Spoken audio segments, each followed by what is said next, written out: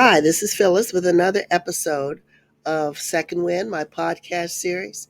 And Lena Wynn, she's a physician and a public health expert, is coming to town. She's going to do a visit to our local bookstore. So that's something to look forward to.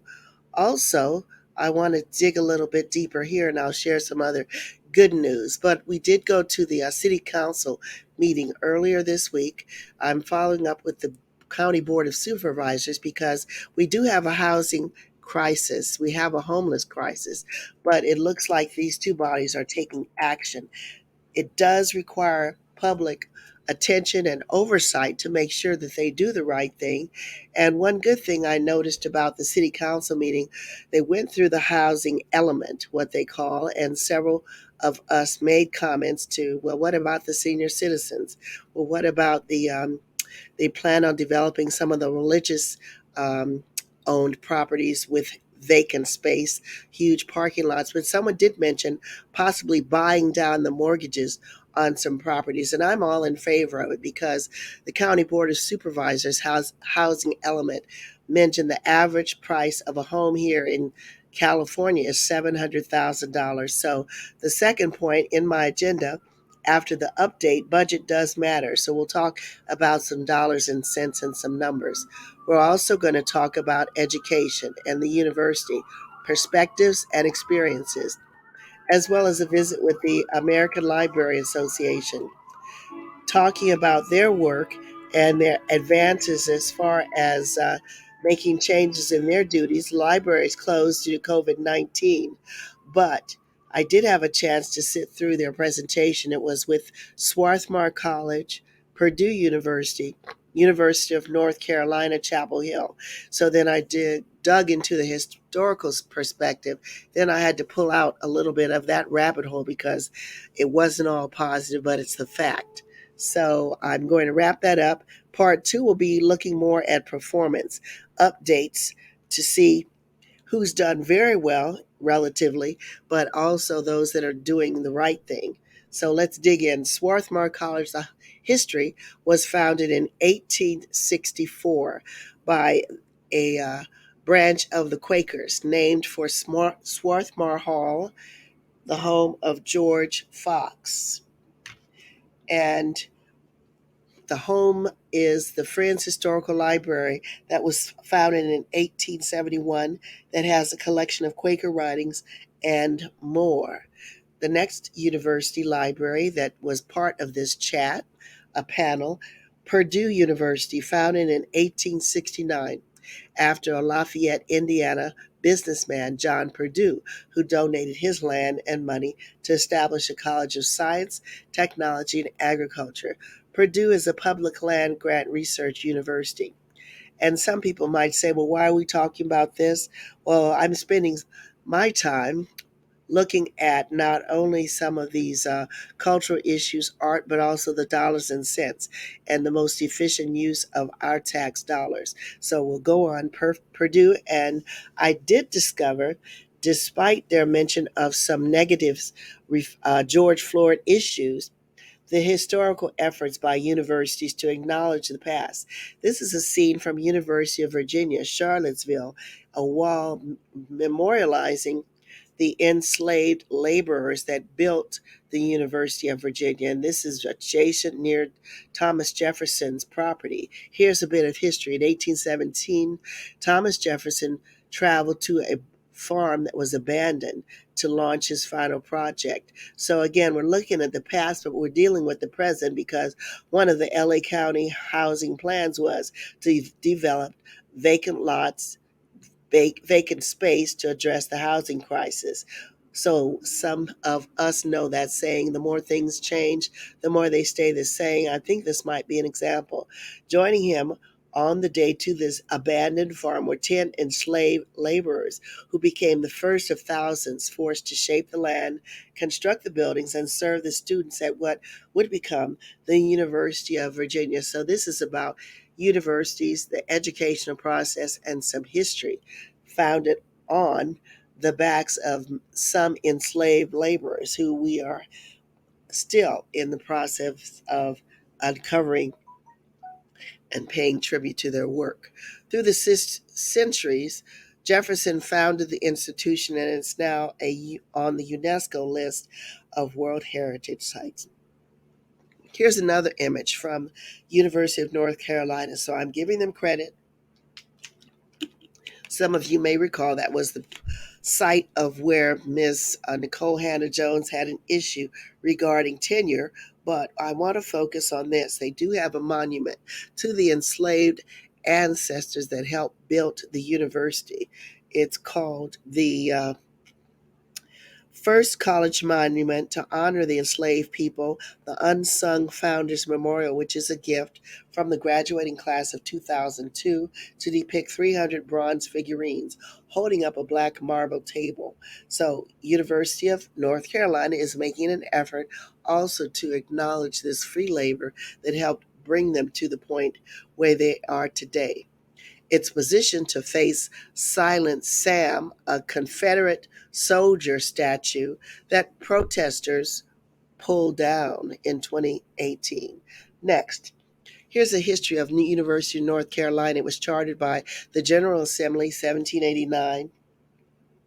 First public university in the United States, opens its doors and the only one to graduate students in the 18th century. Again, I want to make this short and sweet, so I'll go through this quickly. The class in Chapel Hill was admitted in 1795, so that gives you some perspective. They are owning up in this time and place to the history, the legacy. Here's another picture of Brown University. This is one of the universities that we did contracts with under NASA and DoD, and I visited the site. This is a 2014 installation, a memorial on the front green outside the University of Hall in Providence, which is a sculpture of a ball and broken chain, noticing and honoring in the 18th century that slavery permitted every aspect of social and economic life in Rhode Island, and in particular at Brown University. Here's another plaque. So I'm bringing this up not only to talk about the educational system, but the fact that it was built on the backs of the enslaved and many others who made major sacrifices. Here's a plaque at Harvard Law School Bicentennial, the center of the plaque honoring those enslaved whose labor created wealth. Earlier, the university unveiled a plaque at Wadsworth House honoring four enslaved people that the Harvard presidents who lived there had owned. So, campus libraries is where the presentation was made. The American Library Association is the umbrella organization for these librarians that have a master's in library science at least, many advanced degrees. So, COVID-19 is forcing this call, what is the future of the college campuses? Now that we're in the surge, many students have not returned. What skills must the library managers focus on? And that was the talking point of the meeting. You can read through this quickly again and pause whenever you like, but they're talking about optimizing this empty space. And that could be another talking point where there's huge cavernous libraries that are empty. How can librarians increase their understanding of digitization? How are they making a case for their roles? And as one librarian brought up, what about the George Floyd incident and how that has changed their view?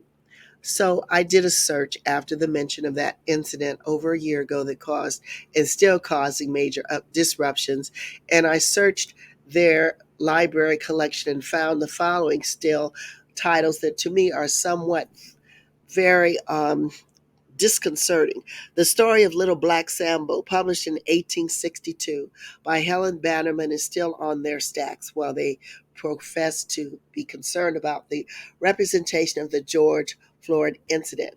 Another book I found on their stacks, all three, Swarthmore, Purdue, as well as University of North Carolina, Charlie Chan at the Opera. So if you want to do a search, those of you who are not familiar, you may also have some reactions. But I know very well that story.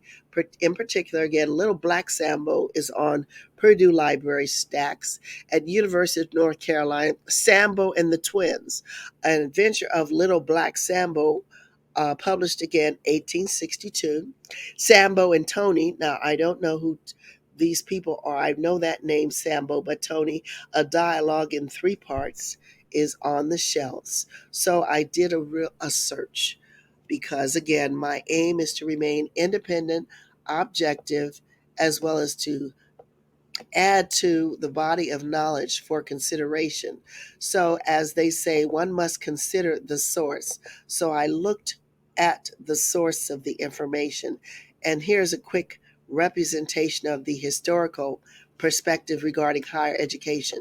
Despite the absence of President John Witherspoon, who was off fundraising, he approvingly examined the model solar system, which was not working, and then toured the town. However, when he reached nearby New Brunswick, de Miranda wrote nothing about Queen's College, now Rutgers University. One might dismiss that as an oversight if it had not happened repeatedly.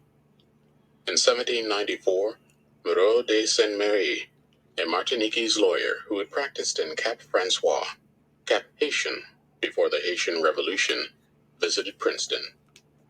He was disappointed with the Nassau Hall, the main campus building that was once the architectural jewel of the British American colonies. He offered modest compliments to the library and still broken orrery, recorded the tuition and fees, and even took an informal census of students from the South and the West Indies. In New Brunswick, St. Mary noticed that a bridge had collapsed across the Raritan River, but he too made no mention of Queen's College. A couple of years later, Isaac Weld, a topographer from Ireland, surveyed the region. He ridiculed the College of New Jersey. The main building was a plain stone structure, the museum but a couple of display cases, the vaunted orrery useless, and the library just a collection of old theology texts in no graceful order. All colleges in the United States were really grammar schools, he judged. His stage ride into New Brunswick seemed to confirm that verdict. There is nothing deserving attention in it, Weld concluded of the village, excepting it be the very neat and commodious wooden bridge that has been thrown across the Raritan River. There was a reason Rutgers wasn't even on the radar for visitors. The Revolutionary War had left the campus, wasted and destroyed, and scattered the students, as a Rutgers president appealed to the New Jersey legislature, and the whole college was but a naked charter and little else. The revolution had strained and fractured the new country's educational infrastructure. British and American forces had used college campuses for headquarters, barracks, and hospitals. The governors of Harvard and Cambridge, Yale in New Haven, King's College, now Columbia University in New York City, the College of Philadelphia, now the University of Pennsylvania, and the College of Rhode Island, now Brown University in Providence, had to close their schools or relocate to interior towns as British forces attacked vulnerable port cities. The officers of Rutgers and Princeton dispersed their students and faculties as the fighting approached their gates. British troops targeted the College of William and Mary in Virginia and burned a portion of the campus while French soldiers camped there. Because of its remote location, Dartmouth College in New Hampshire was spared physical damage, but emerged from the Revolution in fiscal crisis. But a renaissance was near. The revival of the slave trade in New England and the Mid-Atlantic and the expansion of plantation slavery in the South allowed white Americans to rescue the old colonial colleges from the wreckage of war and raise 18 new colleges before the turn of the century. In less than 2 decades, the slave economy underwrote an academic revolution that tripled the number of colleges and transformed the nation's intellectual geography. The expansion of higher education tracked the southward and westward movements of plantation slavery. The Presbyterians founded 7 new schools, 5 of them in the South. The Episcopalians built 3 southern colleges. North Carolina, Georgia, and Tennessee established public universities. Governor Thomas Jefferson and the Virginia legislature chartered Transylvania College in Kentucky, the first college west of the Alleghenies. Early American colleges preyed upon the bodies, labor, and lives of enslaved black people. In 1789, Bishop John Carroll and the Roman Catholic clergy founded Georgetown College, now Georgetown University, in what will become the new federal district. Carroll's small community of Catholic priests began planning a church with national reach, administered from Georgetown and funded by slavery. Catholic clerics and families, emboldened by the promise of religious freedom, had ventured into Kentucky after the Revolution, where they established a base for the church's southern and western expansion. A few years later, Father Patrick Smith, a visitor from Ireland, published a scathing account of his tenure in the United States that revealed the brutal realities of institutional slavery. The Maryland slave plantations were sources and sites of clerical immorality and improvidence, he warned. The Irish priest detailed multiple abuses. A contemporary offered some additional insight into Father Smith's urgent protests. During his tour of Maryland, the French Republican Rousseau de Warville exposed the public secret of systemic rape on the church's plantations. The priests were keeping harems of Negro women from whom was born a mixed race. Okay, I'll cut here because I want to keep moving forward in this presentation. My quest, as I've repeated many times, is to focus on positive social change. So we'll focus on the present in full awareness of the past as illuminated by this research. So when I raised the point, the same books I mentioned in this listing, I also found in the collection here at our local public library. Little Black Sambo, The Lone Ranger, Charlie Chan Going to the Opera and Other Places, Speedy Gonzales, as well as others that some might be objectionable and just very concerned. So the librarians have a policy, and they've suggested that if I have an issue with books, I can make suggestions. There's a procedure suggesting that they add to and change, um, add diversity to their lists. You can also make a gift to the library for any books. I suggested that I have 80, and here's two changes that I wrote while doing my PhD research and trick bag that I began right before COVID started. But there is a policy also regarding books that are objectionable. I was pointed to that, which is a good positive thing. And I was pointed to the fact that I can actually, one can actually make a written comment and submit it to your library for consideration. So I did another search because, again, my quest is for knowledge. And I found on the American Library Association, which is quite reasonable, the 10 most challenged books for 2020 included George, restrictions because of LGBT content, Stamped, All American Boy, Absolutely True Diary, To Kill a Mockingbird, and The Bluest Eye by Toni Morrison. Now, it's interesting. I quickly scanned this for the past 20 years. It looks like they started making this list in 1990. I didn't find Little Black Sambo on any of these lists, nor did I find any others. So it looks like there's plenty of work to do for us who want to advocate for social change. In 2019, other books that were challenging were including The Prince and the Knight, I Am Jazz, The Handmaid's Tale. As I scanned the list, I said it looks like Hollywood must be scanning this list for their next greatest hit because Harry Potter's on the list of challenged banned books also. The Last Tango makes three. As I go further back in the history timeline, as again, I only want this to be for a few minutes.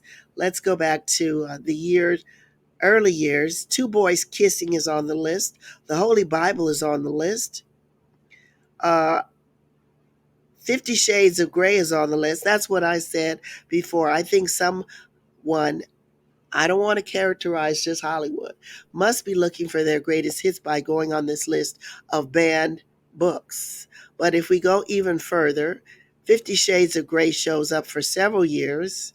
Bone, well, I won't make any comment about that. Absolutely try True Diary of a Part-Time Indian and Beloved by Toni Morrison. So I'm not sure where to place this, but Gossip Girl is on the list too.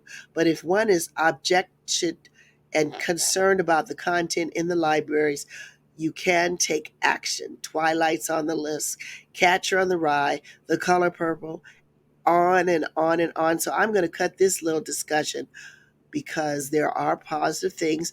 As the librarian said, I guess they've been in this business a long time. You feel free to write your objections, and you can even be specific about sexually explicit, offensive language, violence, or homosexuality.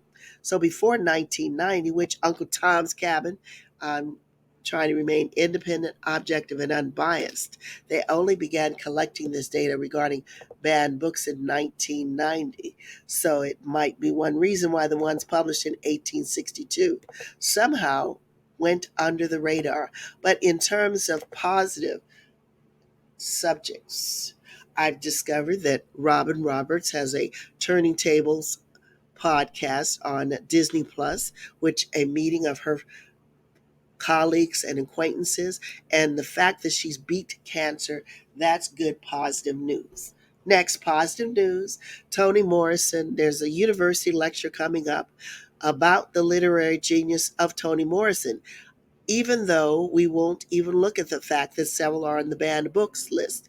But I think we can see through that. I'll look through this. The literary genius of Toni Morrison, she's in the group with James Baldwin, Ralph Ellison, Frederick Douglass. Professor Luizzi is going to talk about Toni Morrison's extraordinary novel, Beloved, and the profound insights into slavery. Also, BB and CC Winans. I'm looking, as I said, I found some good positive things to balance out some of these other facts. The National Museum of African American Music in Nashville is bringing CC Winans on the couch. So these are some things I can look forward to. Since 2012, Winans and her husband have been pastors of the Nashville Life Church, and I've included some great pictures of these folks I admire, whose works I admire. So this is Cece with her brother BB. And again, I want to highlight some positivity and education. My acquaintance, Dr. Kimberly Nairn, published a book for her young daughter to explain, help her understand these systems that we're dealing with. And the title again is, it's a children's book. My books are for adults. The Cycle of a Dream, a kid's book about racism. Good job, Kimberly, because she was honored by Harvard Public Health Review Journal. So, again, I think I'll wrap this up for now. We'll quickly go on to part two, and I hope you enjoyed this. So, let's take a pause. We want to talk about the numbers. We'll keep going on through. As I mentioned, finance and business has taken a large part of my life, and perhaps that's why I didn't necessarily have a chance to look at the book collections in the libraries. But now that I'm blessed with some time, I can help correct and focus on some of these issues. But as far as COVID-19 performance, Apple was number one with a 31% return. Google had a 25% return. Microsoft had a 20% return. Amazon had a 36.9% return, and Facebook had a 47% return during COVID-19. These are the most recent performance metrics. So what I want to show you is a quick video of Apple's $5 billion headquarters, because out of the midst of this pandemic, with over 600,000 deaths, these corporations that I mentioned are having some impressive performance that should be considered as we focus on the recovery. So I want to show this quickly. As I mentioned, I want this to be somewhat short and sweet, but it's important to highlight some of the major accomplishments of the top earners during before, after, and now. What looks like a giant spaceship parked in the lush flats of Cupertino, California, is actually tech giant Apple's new HQ. Fittingly named the Apple Park, this stunning architecture sprawls across 176 acres of land and might just be one of the most stunning campuses in the world. Despite its incredibly futuristic looks, the Apple Park has been a long time in the making, with Steve Jobs first announcing the project way back in 2006. It took 8 long years of planning, proposals, and permit applications, but by 2014, construction was well underway, and by 2017, the vast Apple workforce was already starting to move in. The massive ring-shaped building is now an iconic symbol of the Apple brand and is a fantastic testament to the company's dedication to effortless design, sustainability, and the future of technology. It was originally estimated that the campus would cost just $500 million to put together. However, the land alone cost $160 million, and the costs quickly started to overrun. By 2011, the budget in place had multiplied to a little under $3 billion, and when it was all said and done, Apple were looking at a bill closer to $5. A $5 billion build is a big sum of money for any company to justify. Any company except Apple, that is, who's currently worth $2 trillion and is estimated to profit around $60 billion by the end of this year alone. So where was all that money spent, and what makes the Apple Park so incredible? For starters, the campus is made up of multiple buildings. However, 80% of the land is still considered to be green space. Apple and the designers put a lot of effort into making the park fit seamlessly into nature, planting over 9,000 drought-resistant trees throughout the grounds, including cherry, apricot, olive, and of course, a few varieties of apple. To encourage workers to maintain a healthy lifestyle, the grounds feature 3.2 kilometers worth of various walking and running trails, as well as 1,000 bikes that can be used to commute between the buildings. Other lifestyle facilities include a gym, wellness center, and a couple of basketball courts. There's also a huge 2-story yoga studio where the desk jockeys can wind down and ease out their back pain. The campus really does look after its staff and the environment too. All of the buildings are incredibly eco-friendly, with the main ring construction being home to one of the world's largest rooftop solar farms. The solar-covered roof generates up to 17 megawatts of power, which is enough to meet 75% of the campus's energy demand during peak times. The rest of the campus's needs are met by on-site fuel cells powered by biofuel or natural gas. The main building also utilizes a natural ventilation system, meaning that it doesn't use traditional heating and cooling methods for 9 months of the year, furthering the space's green credentials. Nicknamed the Spaceship, or the Ring, the central circular building is quite a sight to behold. Sitting 4 stories high, it has over 1.2 million square feet of office space and enough room to accommodate up to 12,000 members of staff. To bring the outside world in, the designers incorporated a lot of glass into the build, and the construction even features the largest curved glass panes in the world. All right, I'll cut here and go back to the presentation because it's important to see what corporations are doing, who's doing it well, and looking out for their employees, their health, sustainability, and how this transition to the new stay-at-home or hybrid workspace is going to work out. But I wanted to pull some numbers. It looks like the 10K for Apple shows in 2020, their net sales were $274 billion. And in 2019, their sales were $260 billion. That's, if you follow my white cursor, you'll see the top line shows total net sales going across to the right, 2020. 274 billion, 2019, 260 billion, 2018, 265 billion, and 2017, $229 billion. So the net income, again, the second line, reading from left to right, 57 billion after expenses are deducted out, 55 billion in 2019, 59 billion in 2018, and 48 billion in 2017. Their earnings per share are listed here, but another very interesting number, then we'll focus it's not just about the numbers. And that's the point I want to make very clear about this. This is 2020. I feel it's important to know the historical perspective, where we came from, where we're heading to. I'm glad they mentioned Mr. Jobs, who also passed from cancer. Total cash for Apple 2020, $191 billion. $205 billion in 2019. So their cash did decline. I'm glad that their headquarters moved along. In 2018, 237 billion was the cash for Apple, as well as for 2017. $268 billion. So I won't belabor the point, but what I also want to highlight is performance. Those of you who may not know about their products, the iPhone, the Mac, the iPad, wearables, home accessories, as well as services are the main product lines that make up their $274 billion sales in 2020. So one of the things I want to highlight is that Apple was asked to testify in front of Congress in an antitrust investigation. So they've had this performance. They're dominating in these fields. But what I think I really want to highlight is part of the presentation by Tim Cook. I joined in mourning a hero and someone I knew personally. Getting to host Congressman Lewis at Apple was one of the great honors of my life, and his example inspires and guides us. Every American owes him a debt, and I feel fortunate to hail from a state and a country that benefited proudly from his leadership. My name, he says, is Tim Cook. I've been Apple's chief executive officer since 2011 and a proud employee since 1998.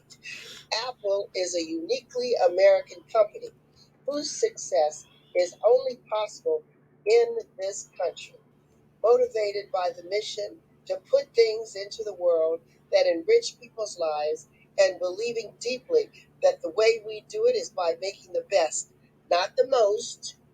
Apple has produced many revolutionary products.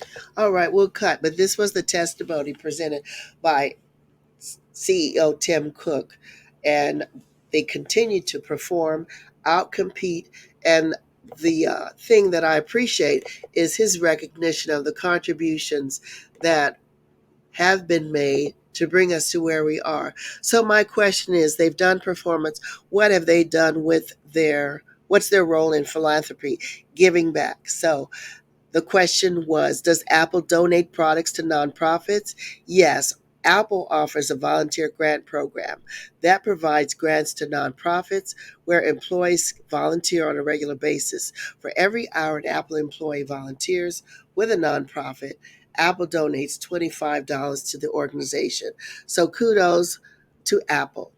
Number two, Apple does have a corporate philanthropy program where they match employee donations to most nonprofits on a one-to-one basis with a maximum of $10,000. I'll read that again. So that's a question, that's some homework. Apple matches employee donations to most nonprofits at a one-to-one ratio with a maximum of $10,000, while their volunteer grant program has no minimum hour requirement and donates $25 per hour that an employee volunteers. Go to the website for more. Now, my book, Principles of Corporate Finance, dealt with the corporate world.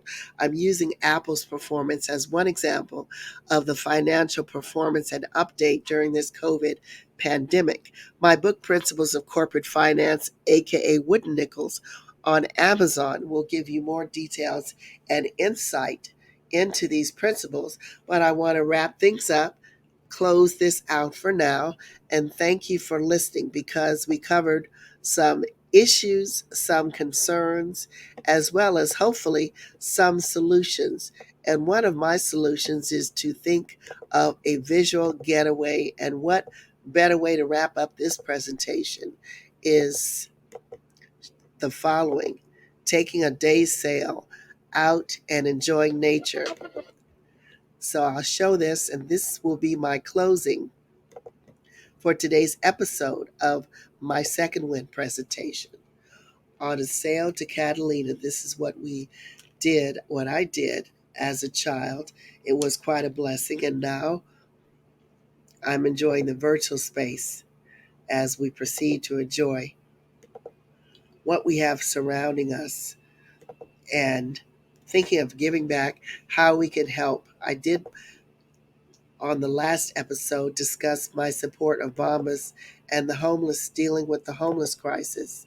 But again, it's good as we can safely get out, enjoy nature, and think of doing some other positive things. So if you have some books that you think are need to be discussed or reviewed or possibly banned, I encourage you go to the website, look at your local library, and find a way to let your voice be heard, because it's your tax dollars that we're talking about, and oftentimes leaving an impression on some very impressionable visitors. So I'll close this out for now. Thank you for listening.